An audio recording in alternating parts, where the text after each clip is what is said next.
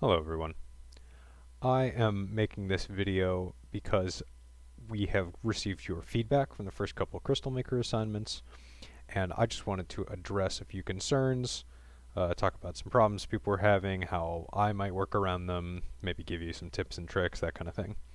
Something I do want to kind of start off the conversation with, though, is that I hear you with the confusing way the assignment documents have been set up. Challenges finding the minerals that are in the crystal structures libraries, and then just kind of the learning curve of the software in general. Those were concerns that were brought up a couple times. So like the software and the structures library, unfortunately, kind of just how things are. You can of course reorganize the library however you want so you can find the minerals quickly, but the way it's sorted, the way it comes, I know it's a little bit tedious. And then the same thing with the software in general. This is very powerful software. It's built to do a lot of things. It's kind of like Photoshop and Illustrator. They're really powerful tools, and even me, someone who uses Photoshop and Illustrator a fair bit, I use the top 10% of those features. There's so much more there, and it's the same thing here. There's a lot of functionality here that we just don't dig into, so it's confusing in the way it's set up. You learn it over time, but unfortunately, that is kind of the only way to do it, is just learning it over time. But the documents, the setting up the assignments, I will do a better job of that in the future, making sure that it's explicit or that it's easier to see exactly what you need to do, when you need to include pictures, maybe whatever. Just making it easier on you all, the users. So a concern that I saw multiple times is being like kind of confused about where we're looking in the crystal in 3D space. And I know we've brought this up before, but I really do want to point it out. I'm gonna see if I can make this even a little bit more explicit. Yeah, so this is just a zoom tool. So down here in the bottom left, I just really want to make sure everybody notices this X, Y, and Z. This is your best friend. This is going to tell you exactly where you are in the space. I know it's pretty small viewing it on this screen, and even when you're viewing it on like the software on your screen itself, it's pretty small. But using that as your compass will be crucial for understanding where you are. And then always when I'm doing this, I always kind of reorient myself. Just go back to A, or A, B, or C, whatever, just back to a solid direction that the software has chosen, something exact, just so you know exactly where you are. From there, and I will talk about the view button functionality because I know that doesn't work for some people, but from a designated point, you can then kind of make your choice about where do I want to go. Something people also mentioned was like not being able to zoom in and out fast enough, because I know using this little toolbar takes forever. So if you have a mouse that has a scroll wheel, you can hold the control key on your keyboard. And I apologize if I don't use the Mac commands. I don't have a Mac, so I forget exactly what keys they do and do not have. But play around with like your control, your alt command on Mac, shift, play with these keys and click your mouse and see what happens. So like if I hold control and move my mouse, I'm just moving my mouse up and down, up and down. It's zooming in and out. So that's pretty fast. It's fast enough that it's kind of lagging my computer. You can also use that scroll wheel that I mentioned. If you hold control and use the scroll wheel, that goes very fast as well. That's much easier to zoom out. If you do something like shift, you tilt the you rotate the crystal that way. So you notice I'm still look at these axes in the bottom left. I'm still looking right down that X axis, holding shift, moving my mouse left and right, and it's just wobbling back and forth, but still looking dead down one axis. So your keyboard is going to be your friend, and if you're doing this on a trackpad, I mean, I commend you for your effort, but that's got to be tough. Honestly, like, you can do it. I would just recommend go to Amazon, go to Best Buy, say I want your worst mouse, please. Buy a bad mouse that you don't care about, but one that has a scroll wheel and will allow you to make the fine movements that you can make with a mouse. That would be my recommendation. Of course, it's hard to ask students to spend more money when they're in college. So if you can't do that, you know, you can totally do this with a trackpad or whatever. But I have the worst mouse Best Buy will sell you upstairs in my room, and I use it all the time. It's been working for me for well over a year. That would be my recommendation again. So now let's talk about that view button, because I know for a couple people clicking these buttons did nothing, or like this button just like didn't even pop up a menu, whatever. So if you can get to this drop down menu and you can click this set view direction button, this window pops up. So let me get my magnifier back. So you notice this is using the notation of U, V, and W. You can also do HKL if you read your book enough, which you should be reading your book. You know what these mean. I won't go into it. But regardless, what you can do is use this drop down here, and then you can do A, B, C, 0, 1, 1, whatever. You can specify. And then, again, I mentioned this program is very powerful, so you can get in here, you can go to the, you know, however many decimal points you like, you can get just the exact orientation that you want on this crystal. But if you do, just for our purposes, C, OK, then my crystal has snapped to looking down the C axis. Okay, so that's just a little workaround. And if that menu doesn't drop down, then transform set view direction. So for me on a Windows machine, it's Control D. I'll just do that. Control D. It's the same menu. Drop down the drop box. Whatever you like. B. Click OK. On Mac, it's probably either Command D or maybe y'all have Control. I honestly forget. I'm sorry. Yeah, so that would be my workaround for the view thing. Some people were saying that just restarting the program did it. Some people said restarting their computer got it to work again. Worst case scenario, it's not that big of a program. You can uninstall it and reinstall it. I know it's a pain, but at least it doesn't uninstall the structure library, I guess. That's a good thing. That was another complaint, is that the structure library and the CrystalMaker are separate files. I know it's weird. I believe it is so that CrystalMaker can get you to download their software without having to give you all the nice stuff if you're not in a university. Like, they don't want to just give away all these nice models for free. You know, our university pays for them, so they're happy to give them to us, but as a separate file. I know it's annoying. Sorry. Some other stuff, you can kind of see this, like this menu, this sidebar. Some people were saying they either like lost track of them or they weren't showing up, and that will happen. Like, you can either just like, you're like, oh, this thing's in my way, get out of here, and then you're like, oh, where'd that menu go? Same thing with this. That all those tools just went away. So now, like, if I didn't know that I can use Control and click down and move this in and out, then I'd be like clicking around all day looking for my zoom button again. But remember, this top ribbon here is your friend. So Tools is all the way over here on the left. Let me get my magnifier back. So Tools is over here on the upper left. Overview, this menu, it tells you what you're doing. So like, I've opened this weird mineral recently. I've opened, what we're looking at is ulexite. So I've opened that. I opened gold earlier. And you can also do other stuff, like shows recent pictures that you saw, recent crystals, the history of your stuff, whatever. So again, up here in the top left, overview, makes that show up or go away. Same thing with the tools menu. And then the sidebar, where you can like make all your color changes, is way over here. Sidebar. So it goes away, comes back, goes away, comes back. Cool. So remember, this ribbon up here at the top of the screen is your friend. Has a lot of useful tools. Okay. Some people were also saying like it's like the thing we're looking at now. This is a lot going on here. This is a big mineral. It's got a lot of atoms.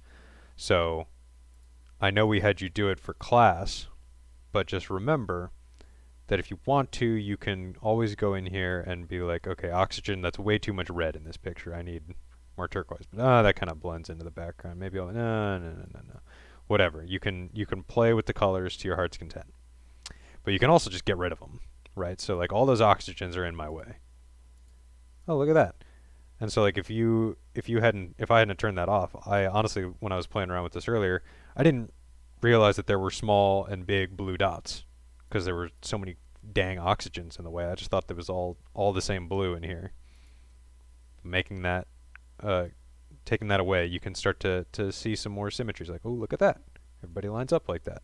With the oxygens in there, it's kind of, it obscures things. And that's also the benefit of remember, the polyhedral model. We'll do that as well. So like that kind of gets rid of a lot of those, the oxygens that are in your way when you're in ball and stick. So I would say play around with those. Space filling, wireframe, stick, those are a little bit less useful in my opinion, but like whatever. If it helps you see some cool symmetries or whatever, do it. But again, the more important thing is that you can change your colors, you can get rid of atoms temporarily or permanently or whatever. What is going on there? Did you all see that? That was wild. That was super cool. Okay. Turning hydrogen on makes Ulexite freak out. Okay. So enough rambling.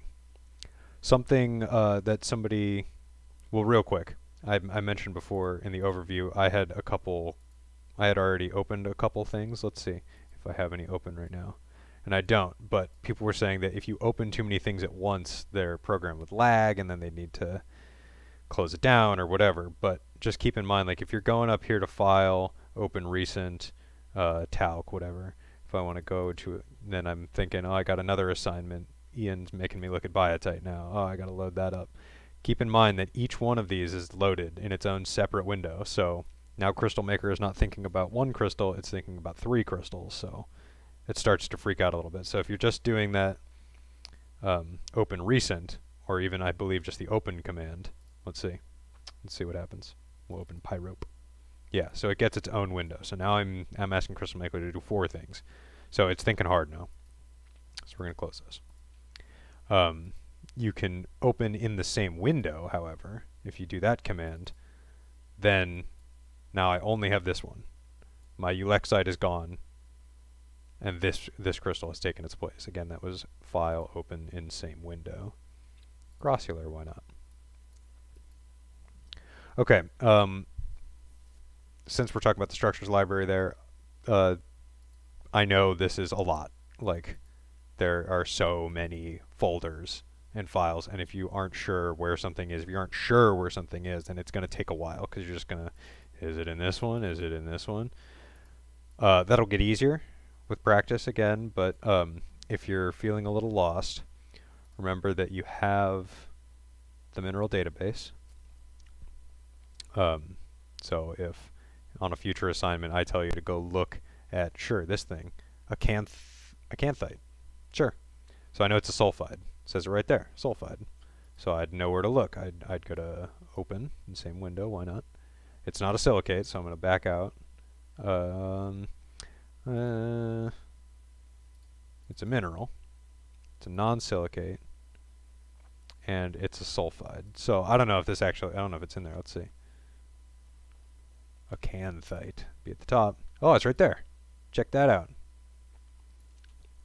And also on here, if you didn't know, if you never clicked this, they also have a CrystalMaker thing right in there, right in the program. So that's fun. But anyway, use this to your advantage. I know there's a lot in these windows, but they are laid out in an orderly fashion, and so you can at least follow their order. Cool. For stuff that isn't in there, like somebody mentioned they wanted to do labradorite, and they mentioned that if it's in the libraries here, then they don't know where to look, and I went through and looked, and I don't know. If it's in there, I couldn't find it either. However, if you just go to Google and like search labradorite 3D mineral structure, something along those lines, you'll generally find something, and people will let you download theirs. So, again, I got this by Googling something like labradorite 3D structure. And so this American Mineralogist Crystal Structure Database, labradorite, it's got all this stuff that tells CrystalMaker what to do. But the important thing is that you can download this CIF data, C-I-F.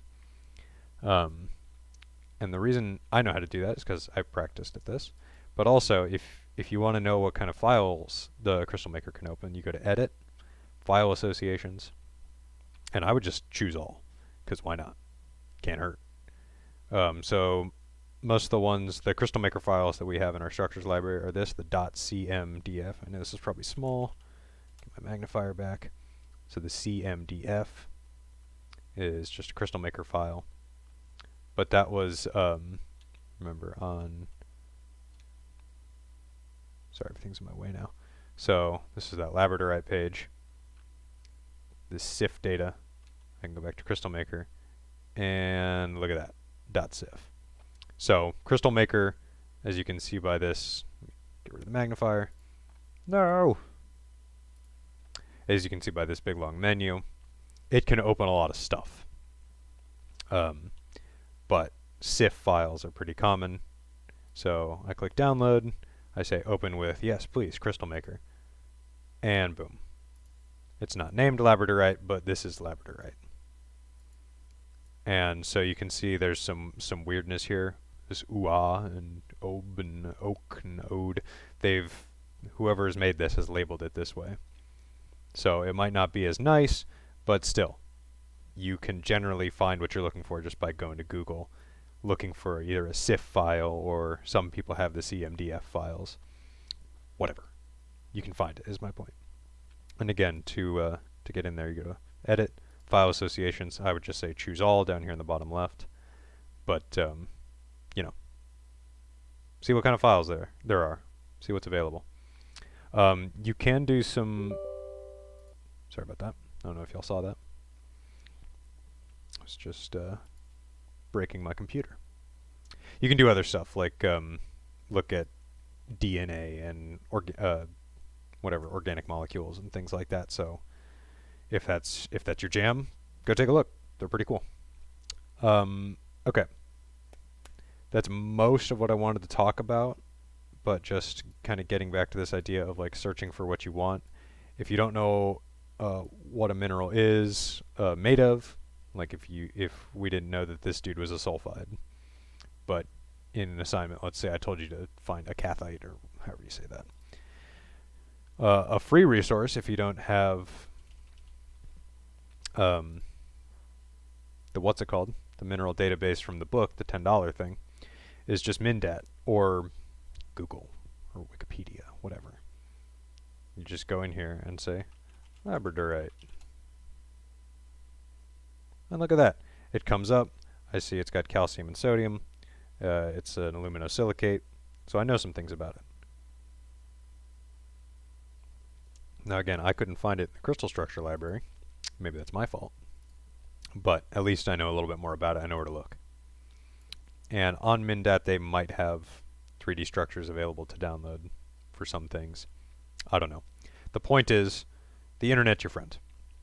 I would just head to Google, see what you can find. So I think that's most of the concerns that people had. Again, I know this is a bit of a learning curve, as with any software. And if you have more questions, leave them in the comments below this video. The other videos, shoot me a message on Canvas. I'm in the Canvas page for mineralogy. Or I can put this up.